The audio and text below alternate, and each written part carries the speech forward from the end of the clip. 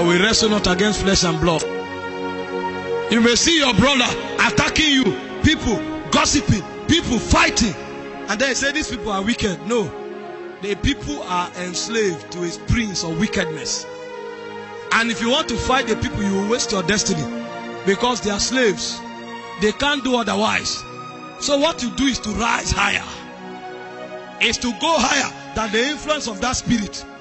When you pierce through the dark cloud, suddenly the wicked people, the same way they are slaves to that spirit, they'll become slaves to you. That's how we rule. We don't rule by fighting men. We rule by fighting spirits. So when Daniel pierced the canopy of Babylon, they said the king thought to make him king, president over the realm. We wrestle not against flesh and blood, but against principalities and powers, rulers of the darkness of this world, and spiritual wickedness in heavenly places. Principalities capture territories. Powers enslave men that are in that territory. The rulers of darkness provide laws that enslave their perpetual slavery, and wickedness in heavenly places afflicts them with the character of those spirits. It's a four-way operation. The word principality is ancient English, prince without a territory. So when it comes to a territory, he goes to the people that have authority there, and he begins to bargain with them. I will make you rich if you do this. So what they do is, when they enter a territory, they raise their own people. So they begin to look for the prophets, because the gift actually is from God. The devil can't give any good gift. So when they come and they discover in this territory there is somebody who can see into the spirit realm, they now reveal themselves to the person, and they begin to bargain with the person, because the person has the gift from God to see into the spirit realm. So principalities come to survey the land, and they find out the gifted ones.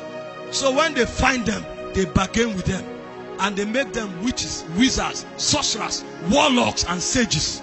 And they enter into covenants with them, and those men become the mouthpiece of the people, because the people have the right over the territory. So the mouthpiece negotiates with the people, and they submit their will to the spirit in return for something, and the principality have secured that territory. The moment it does, it now brings the power. So the power now introduces fear. The power introduces sickness. The power introduces intimidation. The power introduces lust. So even when the people say we don't want anymore, they can't.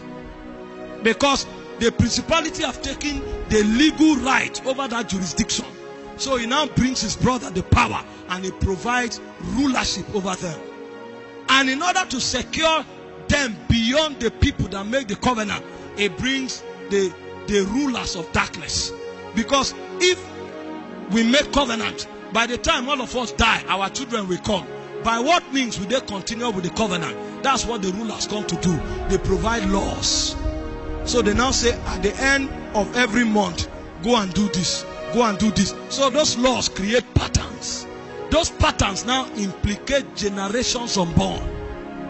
And then spiritual wickedness is the one that brings the nature of the spirit. So the nature of the spirit may be death, it may be sickness, it may be wickedness, it may be pain, and it afflicts it, because every spirit wants to give expression to his nature. That is ministry, but in darkness. So you see these people, they say they are wicked. It's called ministry. They are giving expression to the nature of a spirit. These people, they are sick. It's called ministry. They are giving expression to the nature of a spirit. On that wise, he now sends apostles, prophets, pastors, and teachers for the equipping of the saints.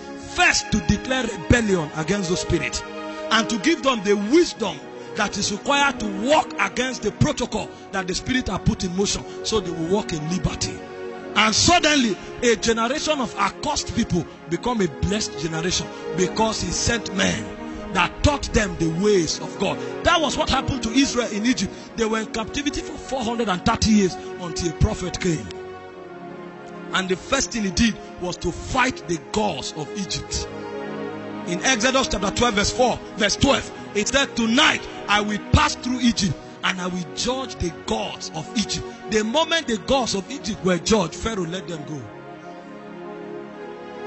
And while they left, Moses now began to teach them laws, ordinances, statutes, precepts, because if they don't come back into God and learn the ways of God, even though they have left Egypt, they will carry Egypt in their heart. And if they carry Egypt in their heart, they will still be giving expression to the gods of Egypt. So they will not be the servants of God. But what God wants is to what? To raise a royal priesthood. God's own special people, giving expression to the excellencies of God. So Moses needed to teach them. And they didn't. So the generation that left Egypt, none of them entered the promised land.